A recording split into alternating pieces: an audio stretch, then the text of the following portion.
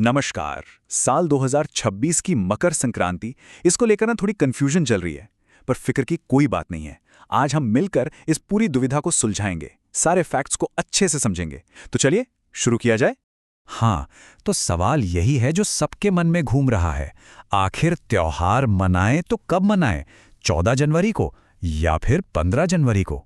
देखिए, इस साल जो ये कन्फ्यूजन हुई है ना, उसके पीछे एक बहुत ही खास वजह है।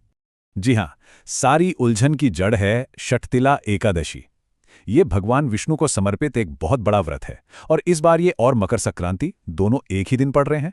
और जाहिर सी बात है, जब दो इतने बड़े त्योहार एक साथ आ जाते हैं तो रीति रिवाजों को लेकर सवाल तो उठेंगे ही।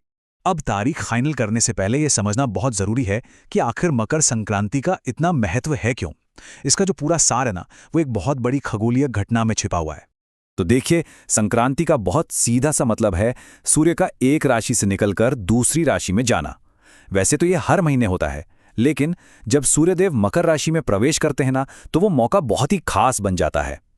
और ये सिर्फ एक राशि का बदलना नहीं है, ये उससे कहीं बढ़कर है। असल में ये खरमास, मतलब वो समय जिसे थोड़ा अशुभ माना जाता है, उसके खत्म होने का संकेत है। और यहीं से शुरू होता है उत्तरायण, जिसे देवताओं का दिन भी कहते हैं। बस इसीलिए ये दिन स्नान, दान और कोई भी नया काम शुरू करने के लिए इतना शुभ माना जाता है।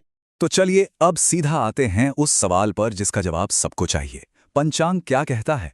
सही तारीख और सही समय आखिर है क्या? तो एकदम साफ साफ सुन लीजिए। साल 2026 में मकर संक्रांति बुधवार 14 जनवरी को ही मनाई जाएगी। और ये तारीख इसलिए पक्की है क्योंकि ये सूर्य के मकर राशि में प्रवेश करने के बिल्कुल सही समय पर आधारित है। हाँ, और तारीख के साथ साथ समय का ध्यान रखना भी बहुत जरूरी है। देखिए, सूर्य का मकर राशि में प्रवेश होगा दोपहर 3:13 पर। ठीक इसी वक्त से पुण्यकाल शुरू हो जाएगा।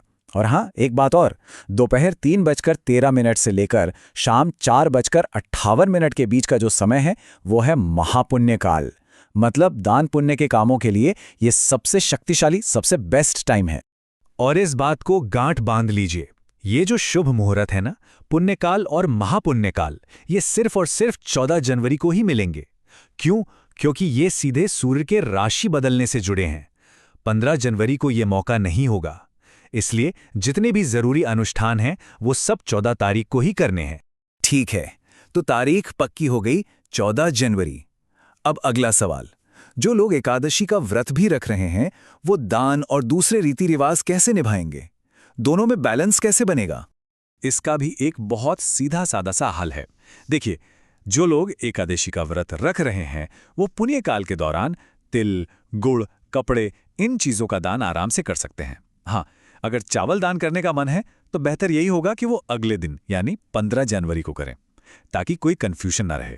और जो लोग व्रत नहीं रख रहे हैं, उनके लिए तो सिंपल है, वो 14 जनवरी को ही खिचड़ी समेत हर चीज का दान कर सकते हैं।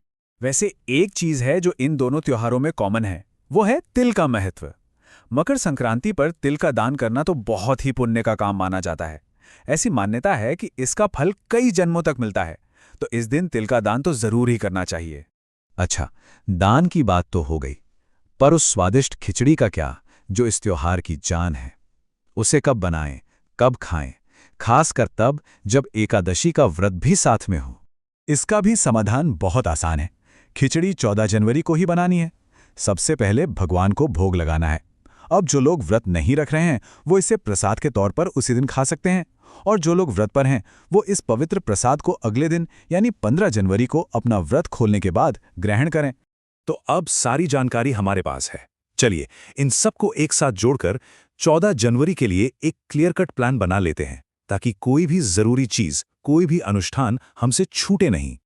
तो ये रहा दिन का एक सिंपल सा प्लान। दिन की शुरुआत सुबह स्नान और पूजा से करनी है। फिर दोपहर में जैसे ही पुण्यकाल शुरू हो, उस वक्त विशेष मंत्रों का जाप करना है और दान करना है। और फिर शाम को देवताओं के लिए खिचड़ी का भोग तैयार करना है। कहते हैं कि पुण्यकाल के दौरान जो आध्यात्मिक ऊर्जा होती है, वो बहुत ऊंची होती है। तो इसका पूरा फायदा उठाने के लिए भगवान विष्णु और सूर्यदेव की पूजा करना बहुत फलदायी माना गया है। गायत्री मंत्र का जाप, आदित्य हृदय स्तोत्र का पाठ या फिर विष्णु सहस्त्राम नाम का पाठ, ये सब इस शुभ समय का सही इस्तेमाल करने के बहुत अच्छे तरीके हैं। तो अब 2026 की मकर संक्रांति को लेकर सारी कंफ्यूजन तो दूर हो चुकी है। अब असली सवाल ये है कि इस जानकारी के साथ इस बेहद शक्तिशाली और शुभ दिन की आध्यात्मिक ऊर्जा का पूरा पूरा लाभ कैसे उठाया जाए।